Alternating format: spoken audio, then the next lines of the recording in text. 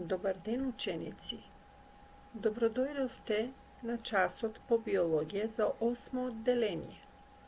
Ja sam profesor Netka Dimovska od Osnovno opštinsko učilište Maršal Tito Strumica. Danes zajedno so mene kja izučuvate gradbata na koskite. Najprvo kje vidime što predstavuvat koskite, potom kje naučime koliko vidovina koski postojat vo skeletniot sistem na čovekot i na krajot kje naučime se razbira kako se gradeni i od što se izgradeni koskite, odnosno kje naučime gradbata na koskite. Što predstavuvat koskite? Da li v sušnost ste se zaprašale učenici što predstavuvat koskite?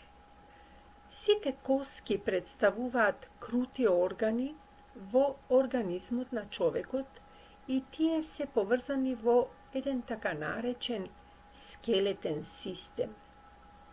Skeletniot sistem ja dava formata na naše to telo. Koskite se izgradeni od koskeno tkivo i tije imat poseben sistem na krvni i limfni sadovi koji gi ishranuvat, kako i nervi koji gi pravat osetljivi. Koskite među sebe se povrzani so zglobovi, što ovozmožuva dviženje na naše to telovo celina. Inaku, možeme da kažeme deka iako nis prostorite pomeđu kletkite na koskenoto tkivo postojano se taložat cvrsti soli na kalcijum, sepak sami te kletki se mnogu aktivni. Poradi toa i koskite rastat i se obnovuvat pri skršenici. Što ušte predstavuvat koskite? Koskite predstavuvat kruti organi koji go gradat skeletniot sistem. Tije mu ja davat cvrstinata na organizmot. Po svojata gradba, koskite predstavuvat kombinacija od nekolku vidana tkiva, zajedno so krvnite sadovi i nervite.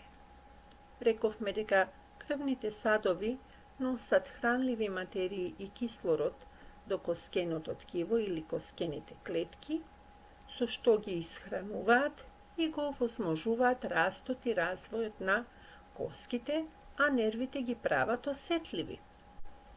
Koskite se povrzuvat so drugite koski, so pomošna zglobovi, pa taka vo ponatamošnata lekcija nije kje naučime i kolku vidovi na zglobovi ili povrзувања помеѓу коските постојат. Коските и зглобовите, поврзани со сврзните ткива, го создаваат скелетниот систем. Се разбира, скелетниот систем, да повториме, дека ја дава формата на телото и ги чува натрешните органи од повреди, но овозможува и движење на телото заедно со мускулниот систем. Колку различни типови на коски има во скелетот, ученици?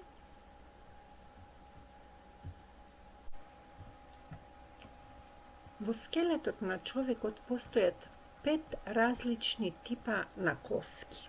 И тоа долги коски, кратки коски, плочести коски, сесамовидни коски и неправилни коски. Во долги коски спаѓаат раменска коска, палечна коска, лакотна коска, бутна коска, голема писка, мала писка, коски на дланка и стапало и коски на прстите. Кратките коски уште се наречени и кубоидни или коцкасти коски. Тука спаѓаат карпалните коски на рачниот зглоб и тарзалните коски на зглобот од стапалото. Во плочести коски пак спаѓаат коски на черепот, ребрата, градната коска, лопатката. Во неправилни коски спаѓаат коски на черепот повторно, рбетни прешлени и коски на карлица. А пак во сесамоидни коски спаѓа коленовата капсула наречена патела. Да повториме уште еднаш, 5 типа на коски се долги коски, тука се раменска, лакотна, палечна, бутна, голема писка и мала писка. Потоа кратки коски, тоа се коските на зглобот на дланката и на стапалото. Сесамоидни коски, тука е коленовата капсула или патела. Плочести коски, тука се коски на черепот, ребрата, градна коска и лопатка. И неправилни коски, коските во черепот, прешлените од рбетот и коските од карлицата.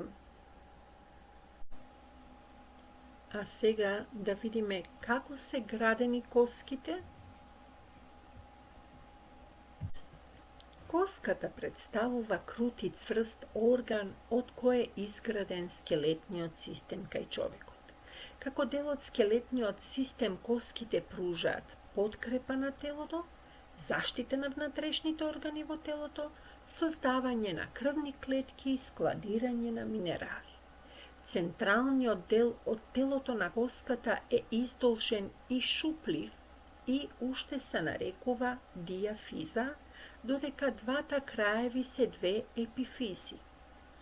Двете епифизи може да бидат проксимална епифиза, ако е близко до карлицата, и дистална епифиза, ако е подалеку од карличниот појас или карлица. Коската однадвор е обкружена со тенка и мазна обвивка од цврсто сврзно ткиво, наречена покосница или периостеум. Преку покосницата минуваат крвни садови кои носат кислород и хранливи материи до коската.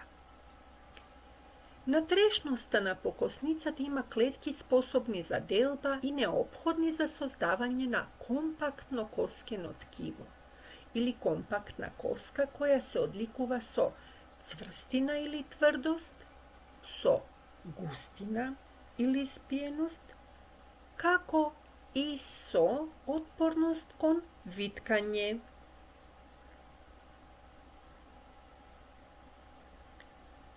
Коскеното ткиво содржи густо збиени звездовидни клетки кои создаваат органска материја наречена осеин, која ја дава еластичноста на коската, и неоргански материи, како калциумови, фосфатни и магнезиумови соли, кои даваат цврстина на коската.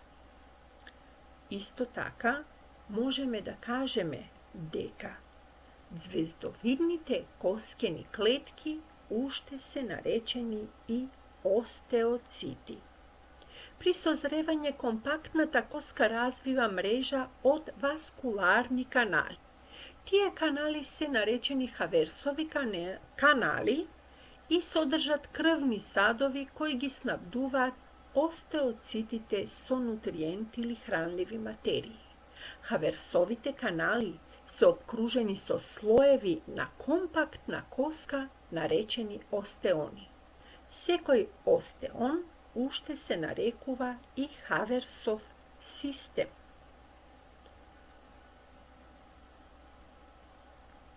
Во внатрешноста на коската се наоѓа сунгерлива коска со повеќе празни простори отколку кај компактната коска. Таа уште е наречена и сунгересто коскено ткиво. Тоа се одликува со празни простори, со сунгерест изглед или изглед на пчелино саќе, се наоѓа на краевите на долгите коски и во средината на другите коски, не содржи многу маса во себе и дава на коската поголема цврстина и сила.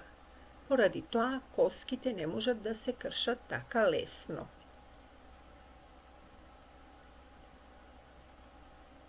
Шупливиот дел на коските е исполнет со коскена срцевина. Коските содржат два вида на коскена срцевина, и тоа црвена коскена срцевина и жолта коскена срцевина. Црвената коскена срцевина во голема мера се состои од хематопоетско ткиво, кое е специјализирано за создавање на крвни клетки, и тоа црвени крвни клетки или еритроцити, бели крвни клетки леукоцити или крвни плочки тромбоцити. Жолтата коскена срцевина е создавена од масно ткиво. Таа создава масни клетки и некои од типовите на белите крвни клетки. А сега да ја видиме градбата на коската на надолжен пресек.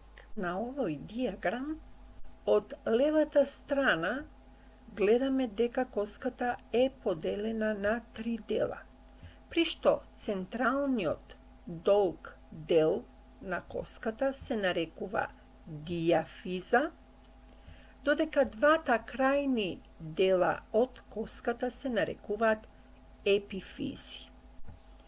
Од десната страна гледаме дека епифизите се прекриени со коскена рскавица. Коскената рскавица го потпомага зглобувањето на оваа коска со соседните коски. На тој начин и се овозможува движење на скелетниот систем. Надворешниот слој на коската се нарекува покосница или периостеум и покосницата овозможува премин на крвните садови и нервните влакна до компактната коска. Под периостеумот се наоѓа компактната коска или компактното коскено ткиво, кое е богато со коскени клетки остеоцити, со органска материја осеин, која ја дава еластичноста на коската, и со минерални материи, како што се калциумови, фосфатни и магнезиумови соли.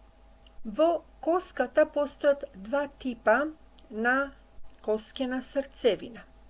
Овие два типа на коскена срцевина се сместени во сунгерестото ткиво на коската.